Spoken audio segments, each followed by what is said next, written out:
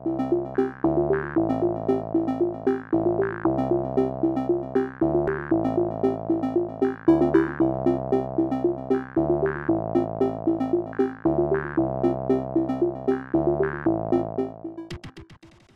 pessoal, esse é o programa Painel da Cidadania, um programa semanal que tem como objetivo contribuir para a formação da cultura cidadã.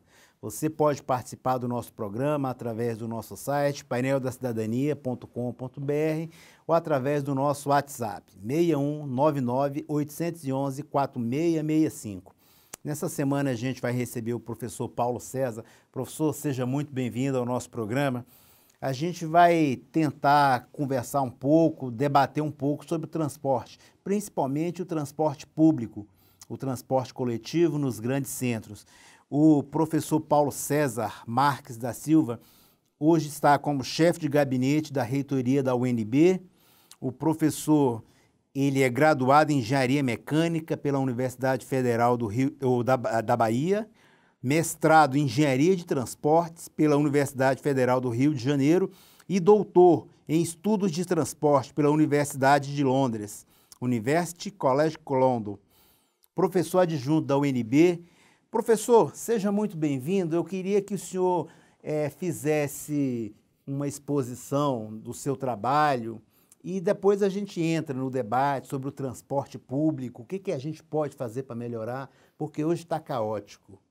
Antes de mais nada, eu quero agradecer a você pelo convite, saudar aí os telespectadores. Acho que é, de fato, um tema muito bom, muito importante de ser discutido, de ser debatido nesse patamar, nesse conceito de promoção da cidadania, né? O transporte, particularmente agora que o transporte, a partir de uma emenda constitucional que começou a tramitar com a deputada Erundina, foi a propositora. Sim.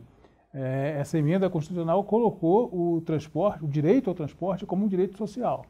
Significa que o Estado tem obrigação de garantir o transporte para as pessoas, da mesma forma que tem que garantir segurança pública, para que saúde, possa garantir educação. O direito de ir e vir. Exatamente. O conceito principal é esse, né? O transporte é um meio necessário para que as pessoas tenham acesso à cidadania, tenham acesso à sua vida independente. Não é um serviço que deve ser pensado como um serviço para ser consumido como se consome cerveja, como se consome... Não é isso, né? É um direito básico, é uma necessidade da sociedade. Antes até de ser um direito das pessoas, de se locomoverem, de ter... As cidades cresceram de tal forma que a gente não consegue fazer como talvez nossos ancestrais tenham feito na Idade Média, né, de conseguir ter acesso a todos os espaços na cidade, a todos os serviços que a cidade, os burgos, ofereciam a pé, né? Era plenamente execuível fazer isso na Antiguidade, na Idade Média e tal. As cidades não são assim hoje, né? Você não consegue, a pé, percorrer toda a cidade e ter acesso a todos os serviços que a cidade oferece. Por outro lado, a cidade não sobrevive se as pessoas não chegarem nos locais para exercer suas atividades. A economia não funciona se as pessoas não tiverem essa possibilidade de se deslocar. Principalmente porque as pessoas, cada dia, está trabalhando mais longe das suas residências. As residências têm se afastado dos centros e o mercado de trabalho concentrado num centro. Exatamente. É um desafio para os urbanistas, né, pensar o desenho da cidade de modo que essas distâncias sejam encurtadas, as necessidades de viagens, essa necessidade seja menor. É um desafio, não é simples fazer isso, mas isso é um desafio. Mas, por outro lado, garantir que as necessidades de deslocamento sejam menores não significa podar da população o direito de se deslocar, né, de ter acesso à cidade. Não só para vender a sua força de trabalho, não só para exercer a sua atividade econômica, mas para ter acesso aos diversos serviços, a consumir cultura, né, usufruir da vida que a cidade oferece para todo mundo. E é impossível pensar, não se deve pensar, que só quem tem direito a se deslocar na cidade e usufruir do que a cidade oferece é quem tem os seus próprios meios de locomoção, o seu próprio carro. Então é por isso que a gente tem que pensar o transporte como uma necessidade das pessoas, dos indivíduos, é uma necessidade do ponto de vista econômico, uma necessidade da cidade e, portanto, isso é necessária a universalização desse direito. O serviço precisa garantir a universalização do direito à mobilidade. E como que o Estado pode melhorar essa condição? Porque hoje a gente vê que o transporte público está na mão de empresários. Você viu agora há pouco, você que é carioca no Rio de Janeiro, um dos principais donos de empresas de transporte foi preso por estar envolvido em algumas licitações fraudulentas e na compra de gestores públicos. O que o Estado pode fazer para tentar regular o transporte de forma que ele dê condições das pessoas terem um transporte de qualidade e a cada dia melhorado? Primeiro, talvez, o principal desafio nesse momento é o Estado reassumir o seu papel de ofertante do serviço de transporte. Ele é o responsável. Né? Ainda que a gente tenha as concessões, né? E eu não estou aqui fazendo a defesa absoluta da estatização do sistema de transporte. Não se trata, eu também defendo o transporte público. Mas independente de ser o Estado ser o dono do ônibus, o dono da empresa, independente disso, a responsabilidade pela gestão do serviço tem que ser do Estado, ainda que seja na forma de concessão, mas essa regulação é necessário que seja por parte do Estado. E o que nós assistimos no Brasil foi que o Estado ficou completamente ausente desse campo de atividade durante décadas.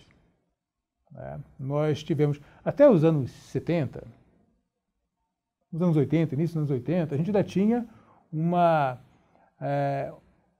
noção, uma responsabilidade que o Estado assumia, pensando uma TCB forte, planejando o sistema. Eu falo no país inteiro. Né? A TCB, aqui em Brasília, como eram empresas estatais em outras cidades do país inteiro, mas nós tínhamos um pensamento de transporte, um pensamento estratégico de transportes na escala federal, na esfera federal. Um marco importante, por exemplo, é a existência da EBTU, a Empresa Brasileira de Transporte Urbano, que além de planejar, de promover até avanços tecnológicos, avanços de sistemas de transporte, né, concepção de sistemas de transporte, além de fazer tudo isso do ponto de vista mais operacional, mais prático, era quem pensava, né, acabava definindo política de transporte urbano. Tínhamos o GEIPOT, né, que é a empresa de planejamento de transporte, que não era só o transporte urbano, no caso do GEIPOT, era o transporte de modo geral. E tudo isso era uma atribuição que a União tinha para si, e foram escolas importantes, até na formação dos quadros técnicos. Boa parte do quadro técnico da melhor qualidade que nós temos no Brasil hoje vem das escolas da EBTU GEIPOT, né? Antes até da academia, antes das universidades. Permitirem a formação, se prepararem para fazer a formação desses quadros técnicos, e essas empresas estatais, esses órgãos estatais, tinham muito essa função. A onda liberal, neoliberal, se encarregou de varrer do mapa qualquer vestígio de participação do Estado nesse campo de planejamento. Tivemos, talvez o marco mais importante seja no 1990, 91 e tal, quando no governo Collor, a EBTU foi extinta. Sim. Né? E desde então, engraçado que isso aconteceu, engraçado, não tem graça nenhuma, essa história não é engraçada, mas coincidentemente, talvez coincidentemente, a Constituição de 1988 atribuiu à União a função, a tarefa de legislar em termos de produzir diretrizes para o transporte urbano. Uma lei de diretrizes de transporte urbano para o país inteiro está prevista na Constituição de 88, promulgada em outubro de 1988. 2 anos depois, o governo Collor extinguiu a EBTU, que era um marco importante. Pouco tempo depois, a gente teve um esvaziamento do GEIPOT, o GEIPOT já nos anos 2000 foi extinto também, e nós ficamos assim, né, meio sem pai nem mãe. e os sistemas de transporte na cidade foram completamente entregues à iniciativa privada. Especulação mesmo. Foi a iniciativa privada, mesmo quando a gente estiver falando dos melhores empresários, mais honestos, etc. e tal, com esse espírito empreendedor, nós estamos falando de uma atividade que corre atrás do lucro. Por uma necessidade absoluta, é uma condição de sobrevivência, né? A oferir lucro. Portanto, os sistemas de transportes deixaram de ser trabalhados com essa visão estratégica para as cidades, para ser trabalhado como uma mercadoria, que tem o seu valor de venda associado à capacidade de compra de quem consome e, no final das contas, as cidades acabaram acentuando as desigualdades no direito ao uso dos espaços e das atividades urbanas, porque não só podia se deslocar quem tivesse carro, mas também quem pudesse pagar as tarifas do sistema de transporte. Certo. O senhor tocou num assunto importante com relação às pessoas que têm condições de pagar o transporte público. A gente vê hoje em diversos estudos, diversas pesquisas, que o melhor meio de transporte hoje é o transporte sobre trilhos. Porém, os gestores contestam a afirmação de ser melhor por conta dos custos. Os gestores públicos dizem que o transporte sobre trilhos, no caso metrô, trem, é muito caro. E eles optam por fazer o ônibus, principalmente o BRT, o VLT, com corredores específicos para eles. E o que a gente pode melhorar nesse transporte? O que a gente poderia pleitear, fazer um pleito aos gestores públicos em relação à melhoria de transporte? Porque, por exemplo, vamos dar um exemplo aqui de Brasília. Aqui de Brasília, o metrô não chega até onde as pessoas precisam. O metrô se limita a vir de parte da Ceilândia e parte da Samambaia e vem somente até a rodoviária. É o centro da cidade. Exatamente, que é o centro. Não avança para o lado norte, que pegaria a Asa Norte e levaria até Planaltina. E também não levaria também Algama, Santa Maria. Por isso que foi feito aquele BRT lá. Como é que a gente pode acreditar que haveria um transporte de qualidade, muitas vezes subsidiado pelo governo? Eu diria que sempre subsidiado. Talvez essa discussão tenha a ver com isso, né? Quem tem que financiar o sistema de transporte, seja a implantação, seja a operação, não é necessariamente quem usa, é quem se beneficia desse sistema. E toda a cidade se beneficia. Então a gente pode ter mecanismos de financiamento que não passam necessariamente pelo pagamento da tarifa. Ou, ainda que a gente admita a existência da tarifa, a tarifa deve ter uma função muito mais social do que a função econômica de financiar o sistema como um todo, né? Mas antes de falar sobre a questão do financiamento em si, talvez seja importante a gente colocar adequadamente as melhores tecnologias para atender diferentes demandas, né? Eu concordo que o transporte sobre trilhos é melhor, mais confortável, a capacidade é maior, etc. e tal, mas tem o aspecto custo, que não pode ser desprezado, né? É um fator importante que tem que ser considerado. E tem um outro aspecto, que é a rigidez do sistema. Um sistema por ônibus, ele é muito mais flexível para atender mudanças nas demandas, né? Novas ocupações, etc. e tal. Você remaneja itinerários de ônibus, passa a ter novas linhas, né? Reconfigura o sistema para fazer as alimentações das linhas troncais, etc. Crescimento urbano que muitas vezes desordenado. Exatamente. Então a flexibilidade que o sistema sobre pneus oferece não é comparável com o sistema trilho. O sistema trilho, você não faz isso, né? Você não remaneja uma linha não faz uma de curva metrô, ali, não desvia de uma árvore.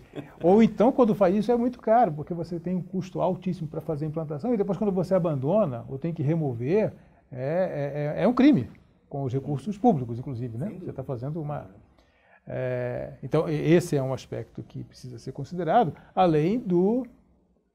para justificar a implantação de um sistema caro, como é o metrô, talvez fosse necessário uma demanda, que nem sempre a gente vai ter. No caso das cidades de Brasília, as cidades que compõem o Distrito Federal, tem muito essa característica de uma ocupação mais rarefeita.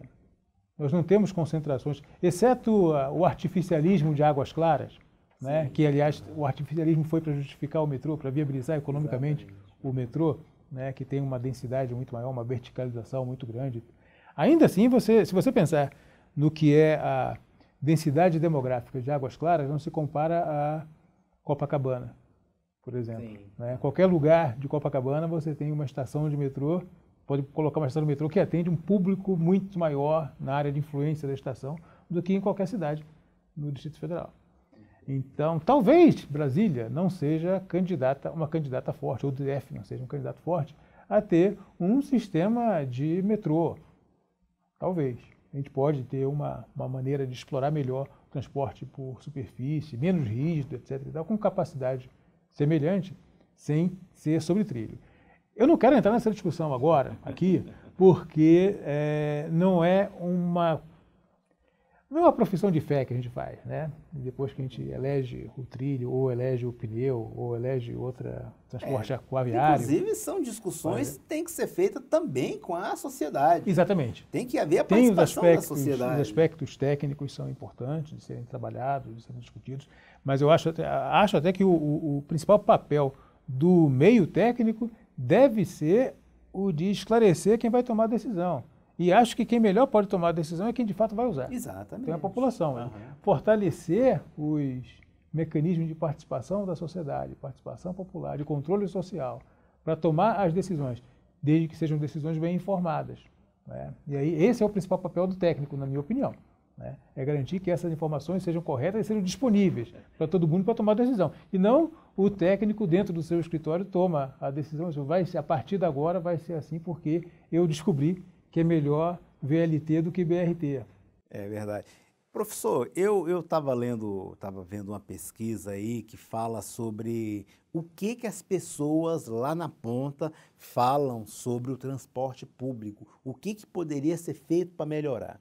Muitas delas reclamam, principalmente quando se diz respeito aos ônibus, o cumprimento de horário nunca é feito, a qualidade dos veículos usados não é boa, e outra coisa que eles questionam muito é com relação ao transporte superlotado. Eu tenho uma amiga, ela mora no Gama, trabalha aqui na Asa Norte, aqui em Brasília, e ela sai do Gama por volta de 5 horas da manhã, 4h40, para poder chegar aqui no final da Asa Norte às 7 horas. O ônibus sai do terminal lá do Gama e quando chega na parada dela, nesse horário, o ônibus está super lotado. Não tem como ela vir no ônibus sem ser que seja lotado. Ela vem em pé, ela diz, para mim poder chegar às 7, eu tenho que pegar esse ônibus e vir lotado. E ela vir de carro também não vale a pena. E como é que a gente pode explicar isso para a sociedade, para a Dona Maria, que está lá na favela do Mingau nos assistindo? Como é que a gente pode explicar para ela que o governo tem que interferir nisso daí, fazer cumprir o papel do Estado e dar uma qualidade de vida melhor para as pessoas, que também seria o transporte? Porque hoje as pessoas perdem mais ou menos 4 até 5 horas por dia dentro do transporte. Tempo esse que ela poderia estar usufruindo para lazer, para qualificação, ou para o que ela quiser fazer. Exatamente. Como é que a gente pode explicar para as pessoas? É um tempo que é roubado. Roubado, das pessoas. Exatamente. E é um tempo que é absolutamente improdutivo. Quer dizer, não é usado pelo trabalhador para o seu descanso, para o seu lazer, não é usado, nem é usado por ninguém para... É um tempo que é improdutivo. Certo. Né? Você dentro do sistema de transporte está preso dentro de um veículo e que não está fazendo nada a não ser sendo transportado, tendo seu corpo transportado. Né? É absolutamente irracional Se a gente pensar o que acontece com a vida das pessoas e com a economia, com a vida da sociedade. Eu acho que essa tarefa é importantíssima de ser assumida pelo Estado, pelo poder público, né? A responsabilidade é do poder público de garantir que esses deslocamentos aconteçam de uma forma mais racional do que a gente tem. Esse desenho da cidade, a concentração dos postos de trabalho em Brasília, principalmente na área central de Brasília, e as áreas de residência, principalmente as residências da população de mais baixa renda, né, que acaba indo para mais distante e tal. Esse é um fenômeno de Brasília, mais acentuado talvez aqui em Brasília, mas acontece em várias cidades do mundo inteiro. Né? Verdade. Em algumas cidades, em alguns países, a gente tem esse fenômeno da suburbanização de forma diferente. As pessoas que vão morar nas áreas mais afastadas vão porque têm maior poder aquisitivo. Os subúrbios de Los Angeles não se comparam aos subúrbios do Rio de Janeiro, Entendo. por exemplo. Né? Então, a gente tem a suburbanização nos Estados Unidos, muitas vezes tem essa característica de as pessoas vão para longe porque querem morar numa cidade mais bucólica, mais pacata, etc., longe, até longe dos serviços, pagam por isso. Mas aí o terreno é mais barato, a casa é mais barata, etc. e tal, e todo mundo tem seu carro, se desloca, faz dessa forma. Né? No nosso caso, aqui no Brasil, a gente tem essa expulsão compulsória. Um afastamento. As pessoas saem porque não conseguem morar, porque é caro morar nas áreas mais centrais das cidades, então vão para áreas mais periféricas, né, mais longe dos postos de trabalho, são penalizados por isso, e muitas vezes isso acontece com o próprio aval do poder público. Né? A gente pode falar isso lembrando dos programas do BNH dos anos 60, 70, ou do Minha Casa Minha Vida hoje. Né? Os programas habitacionais continuam sendo assim. E a gente dia... tem prédios e mais prédios às margens, vazios, esvaziados, desocupados, né, em áreas centrais, que poderiam ter um tratamento para fazer isso, né, para oferecer uma reforma habitações urbana, de interesse popular dentro das cidades, exatamente. E enquanto isso, as pessoas são expulsas, vão cada vez mais longe. E são submetidas a essa degradação no deslocamento. Professor, queria uma informação sua com relação, a gente viu aí a cidade de São Paulo, o ex-prefeito Haddad criou diversas ciclofaixas, ciclovias, e no entanto foi uma política pública criada, um projeto que estava dando certo, porém o prefeito Dória agora não quer dar continuidade a esse tipo de serviço. Pior do que não dar continuidade é destruir algumas coisas que foram construídas. É verdade.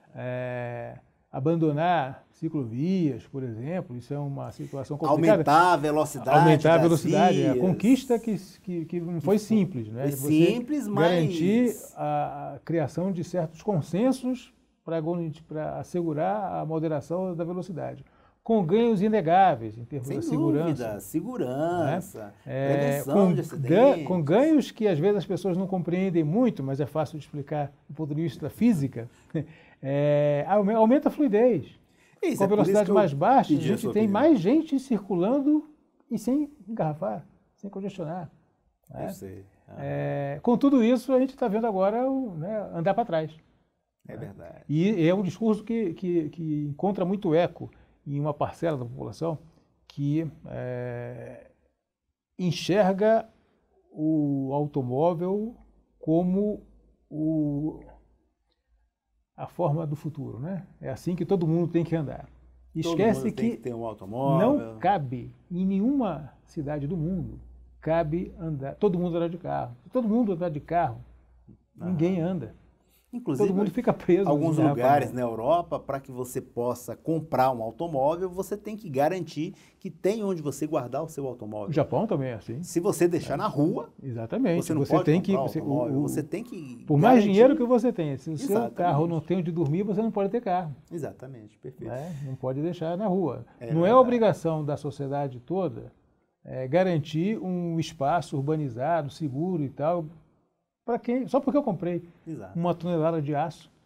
Aí você que não tem nada a ver com isso vai ter que pagar imposto para o meu carro ficar parado na rua. Tá errado. Verdade. Professor Paulo, a gente está chegando ao fim. Eu queria agradecer a você de casa, agradecer ao professor Paulo, que hoje está como chefe de gabinete da reitoria da UNB. Professor Paulo, eu queria que você falasse agora, fizesse suas considerações finais e falasse para a gente como que é o desafio de ser chefe de gabinete da primeira reitora da Universidade de Brasília, porque eu acho isso algo assim de se comemorar, porque apesar da UNB ser uma academia que produz diversos talentos, produz muitas produções científicas, é a primeira vez que a gente tem uma mulher lá. E o senhor é chefe de gabinete. Eu queria que o senhor falasse como que é esse desafio e desde já agradecendo a presença do senhor. Fique à vontade, é um prazer tê-lo aqui, pode vir mais vezes, estaremos de portas abertas. Eu que agradeço pelo convite que você fez aqui. Aceitarei convites outras vezes para a gente vir aqui conversar. Vou começar falando sobre essa experiência nova agora na chefia de gabinete da professora Márcia Abraão. De fato, é muito bom que a Universidade de Brasília, agora, nesse ano, está completando 55 anos de idade, a universidade agora, nesse ano, tem essa experiência que é ter a primeira reitora eleita da história da universidade. É um marco importante, precisa ser comemorado, mas precisa ser compreendido também como um sinal da sociedade que a gente quer, né? Que é uma sociedade mais igualitária, mais inclusiva, né? Que não acentue essas diferenças, seja de gênero, seja de religião, de cor, enfim. Então isso é muito, muito importante, é um marco muito importante. E a característica da professora Márcia Abraão de dinamizar a universidade, de garantir uma gestão que seja mais participativa, democrática, né? Isso tudo é um desafio muito importante. É claro que dá um trabalho extra, além das atividades acadêmicas estritas, né? De pesquisa, de ensino, a orientação, tal, que eu continuo fazendo, é importante continuar fazendo. Tem um trabalho adicional. Esse é um trabalho adicional para mim, imagina para a professora Márcia, né? nessa condição. Mas é um desafio que é importante, é uma contribuição que a gente quer dar para a universidade e a gente tem certeza que com a professora Márcia a universidade está em boas mãos, apesar do momento que nós estamos vivendo. Né? A crise... Um momento de retrocesso. Em vários aspectos e, no caso específico das universidades, de um aperto do ponto de vista econômico, um estrangulamento que é comprometedor. Eu não sei se a sociedade tem noção do dano que pode ser causado por essa política de restrição de recursos à educação, à pesquisa. Não sei se essa dimensão está chegando ao conjunto da sociedade, mas isso só aumenta a nossa responsabilidade. Verdade. Estivemos aqui com o professor Paulo César, hoje está como chefe de gabinete da reitoria da UNB. Agradeço, professor Paulo, mais uma vez, agradeço a você de casa, lembrando que você pode participar conosco através do nosso site, paineldacidadania.com.br e através do nosso WhatsApp, 6199-811-4665. Você pode assistir esse e outros programas através do site ou solicitar através do WhatsApp. E lembrando que a gente conversou aqui sobre transporte público, mas é você de casa, você cidadão, que pode exigir essa melhoria dos nossos gestores públicos. E uma forma de vocês fazerem isso com uma clareza e uma eficiência mais rápida é através da urna eletrônica. O ano que vem a gente vai ter eleições aí, então você pode dar esse passo, você pode realizar e pode fazer parte dessa mudança, exigindo o que é necessário para que vocês e toda a sociedade possam ter uma melhor qualidade de vida. Um forte abraço em cada um de vocês e até a próxima semana.